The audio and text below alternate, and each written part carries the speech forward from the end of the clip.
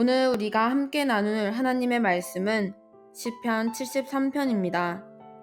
제가 하나님의 말씀을 봉독하겠습니다. 이제 하나님의 말씀을 들으십시오.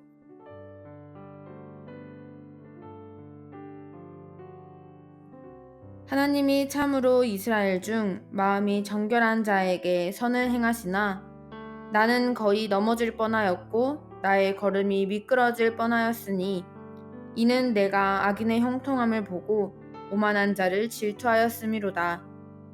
그들은 죽을 때에도 고통이 없고 그 힘이 강건하며 사람들이 당하는 고난이 그들에게는 없고 사람들이 당하는 재앙도 그들에게는 없나니 그러므로 교만이 그들의 목걸이요 강포가 그들의 옷이며 살찜으로 그들의 눈이 솟아나며 그들의 소득은 마음의 소원보다 많으며 그들은 능욕하며 악하게 말하며 높은 데서 거만하게 말하며 그들의 입은 하늘에 두고 그들의 혀는 땅에 두루 다니도다.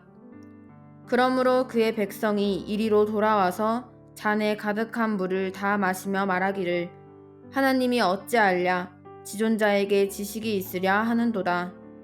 볼지어다 이들은 악인들이라도 항상 평안하고 재물은 더욱 불어나도다. 내가 내 마음을 깨끗하게 하며 내 손을 씻어 무죄하다 한 것이 실로 헛되도다. 나는 종일 재난을 당하며 아침마다 징벌을 받았도다. 내가 만일 스스로 이르기를 내가 그들처럼 말하리라 하였더라면 나는 주의 아들들의 세대에 대하여 악행을 행하였으리이다. 내가 어쩌면 이를 알까 하여 생각한즉 그것이 내게 심한 고통이 되었더니 하나님의 성소에 들어갈 때에야 그들의 종말을 내가 깨달았나이다. 주께서 참으로 그들을 미끄러운 곳에 두시며 파멸에 던지시니 그들이 어찌하여 그리 갑자기 황폐되었는가 놀랄 정도로 그들은 전멸하였나이다. 주여 사람이 깬 후에는 꿈을 무시함같이 주께서 깨신 후에는 그들의 형상을 멸시하시리이다. 내 마음이 산란하며 내 양심이 찔렸나이다. 내가 이같이 울매 무지함으로 주 앞에 짐승이오나 내가 항상 주와 함께하니 주께서 내 오른손을 붙드셨나이다. 주의 교훈으로 나를 인도하시고 후에는 영광으로 나를 영접하시리니 하늘에서는 주 외에 누가 내게 있으리요 땅에서는 주밖에 내가 사모할 이 없나이다. 내 육체와 마음은 쇠약하나 하나님은 내 마음의 반석이시요 영원한 분기지시라. 무릇 주를 멀리하는 자는 망하리니 음녀같이 주를 떠난 자를 주께서 다 멸하셨나이다. 하나님께 가까이함이 내게 복이라.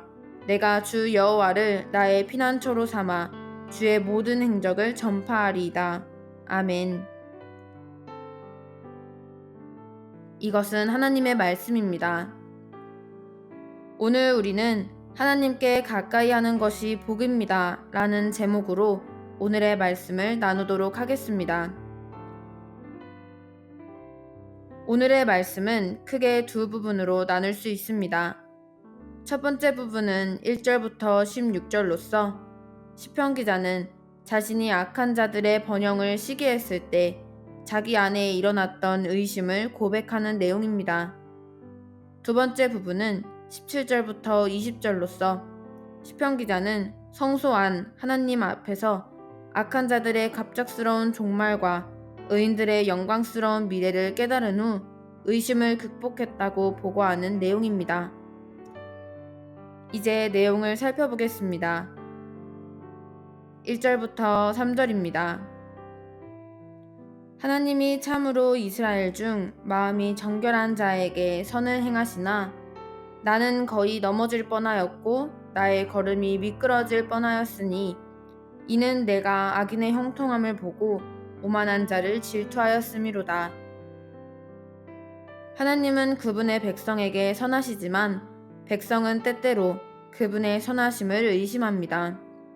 시편 기자는 하나님이 이스라엘에게 선하셨음을 깨달았습니다. 하지만 시편 기자는 악한 자들의 형통함을 보았기 때문에 그들을 시기했습니다.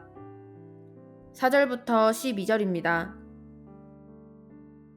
그들은 죽을 때에도 고통이 없고 그 힘이 강건하며 사람들이 당하는 고난이 그들에게는 없고 사람들이 당하는 재앙도 그들에게는 없나니 그러므로 교만이 그들의 목걸이요 강포가 그들의 옷이며 살찜으로 그들의 눈이 솟아나며 그들의 소득은 마음의 소원보다 많으며 그들은 능욕하며 악하게 말하며 높은 데서 거만하게 말하며 그들의 입은 하늘에 두고 그들의 혀는 땅에 두루 다니도다. 그러므로 그의 백성이 이리로 돌아와서 잔에 가득한 물을 다 마시며 말하기를 하나님이 어찌하랴 지존자에게 지식이 있으랴 하는도다. 볼지어다 이들은 악인들이라도 항상 평안하고 재물은 더욱 불어나도다. 경건하지 않은 자들이 얼마나 번성하는가에 집중하면 신자들에게 의심이 일어납니다. 경건하지 않은 자들이 문제없이 사는 것 같습니다. 무자비한 교만이 그들의 명성입니다. 그들은 자신들이 원하는 모든 것을 소유합니다. 또한 그들은 교만하게 말합니다. 그리고 그들은 하나님 앞에서 무례합니다. 13절과 14절입니다. 내가 내 마음을 깨끗하게 하며 내 손을 씻어 무죄하다 한 것이 실로 헛되도다. 나는 종일 재난을 당하며 아침마다 징벌을 받았도다. 신자들은 자신이 악한 자들을 시기할 때 하나님께 드리는 헌신의 가치를 의심하는 것이라는 사실을 알아야 합니다. 모든 신자는 때로 시편 기자가 경험한 것과 같은 고통을 경험합니다. 그것은 경건하지 않은 자들이 어떻게 흥왕할 수 있는지 골똘히 생각하면서 세상에서 의롭게 살려는 자기 헌신의 가치를 의심하기 시작하는 것입니다. 하나님께 헌신된 자신의 삶이 경건하지 않은 자들의 풍성한 삶과 비교되었을 때 내용도 가치도 없는 것처럼 보인다는 것을 말합니다.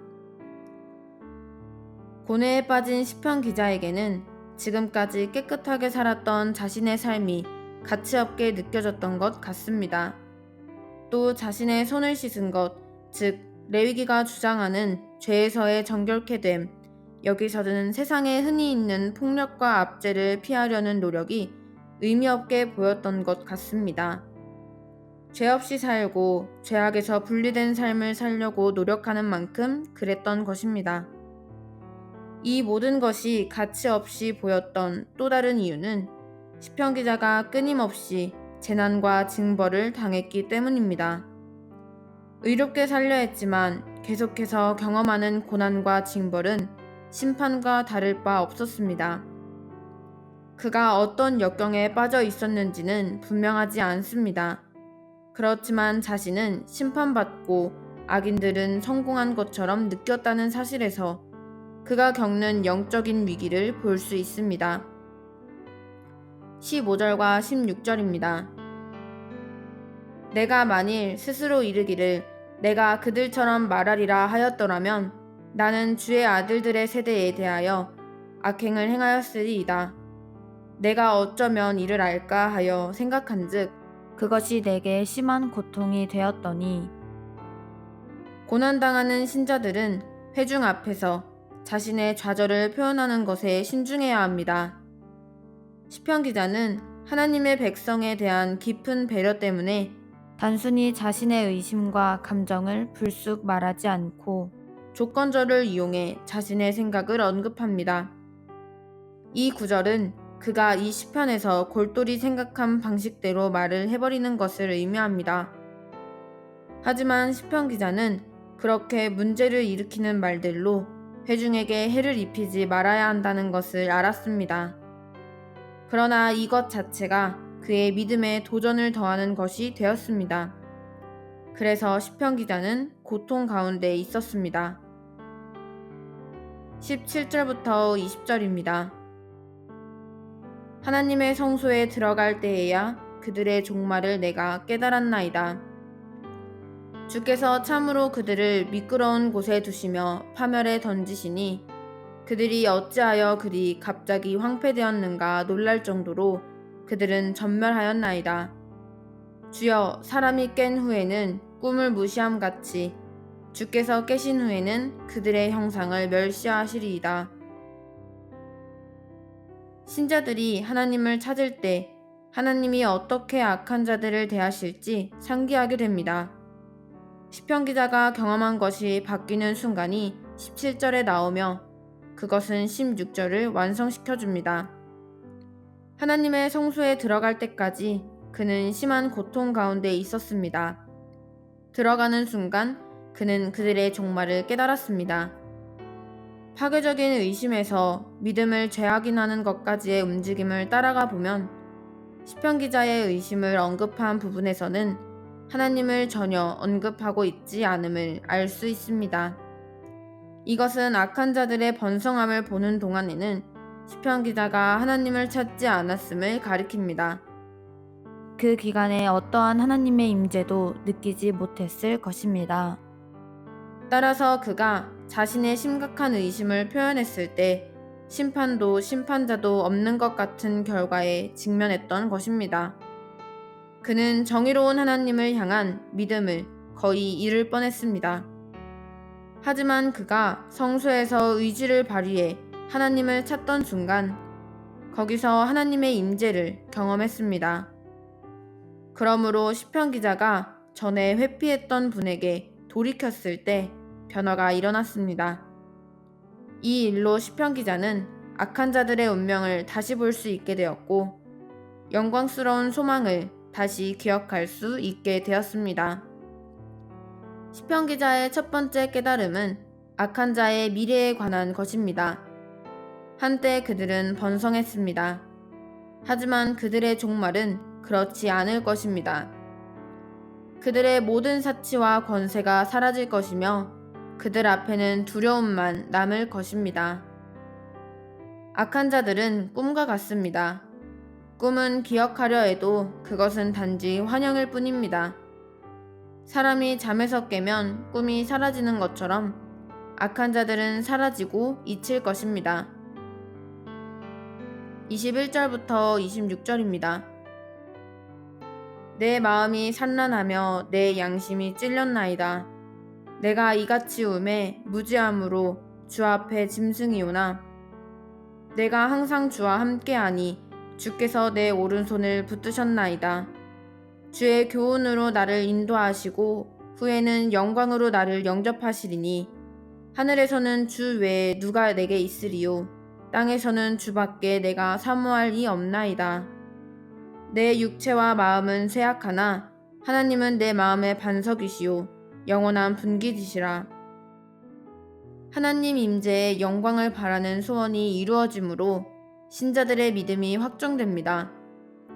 시편 기자는 이제 믿음의 갈등을 다시 돌아보며 자신이 무지몽매한 짐승이라고 고백합니다. 갈등하던 때 그의 마음은 산란하며 그의 생각은 찔린 것처럼 고통스러웠습니다. 그는 자기 자신이 하나님 앞에서 짐승 같고 무지했다고 고백합니다.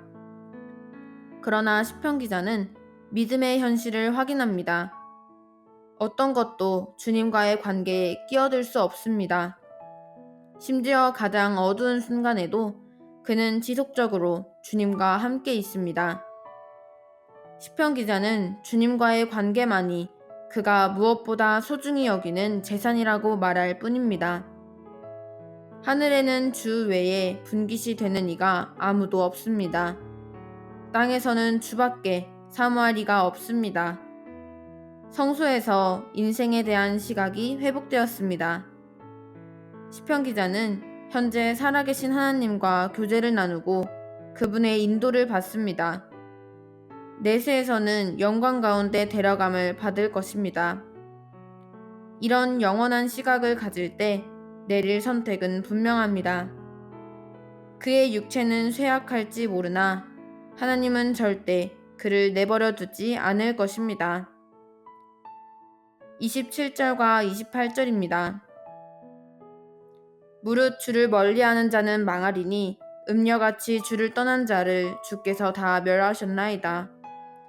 하나님께 가까이함이 내게 복이라. 내가 주 여호와를 나의 피난처로 삼아 주의 모든 행적을 전파하리이다.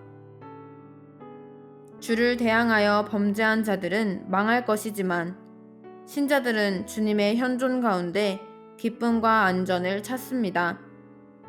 전자는 믿음으로 하나님을 가까이 하지 않은 자들입니다.